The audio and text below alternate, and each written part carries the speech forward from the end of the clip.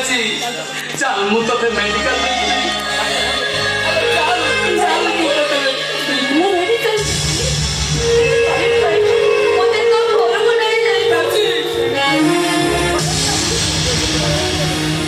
ତୁ ଏମିତି କଥା କାହିଁ କହୁଛୁ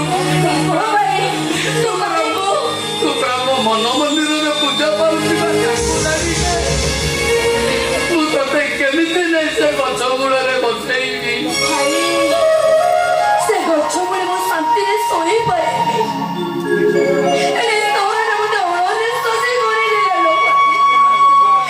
ଗାଁରେ ଥିବା ରାକ୍ଷସ ମାନଙ୍କର ଭୟ ନା ବୁଲାଙ୍କର ତୁ ମୋ କଥା ବୁଝୁନୁ କାହିଁକି